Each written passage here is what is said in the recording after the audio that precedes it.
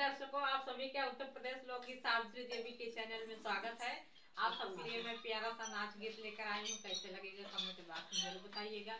अपना प्यार दुलार सपोर्ट आशीर्वाद बनाए रखिए और आप सबका नए साल में ढेर सारी शुभकामनाएं। धन्यवाद।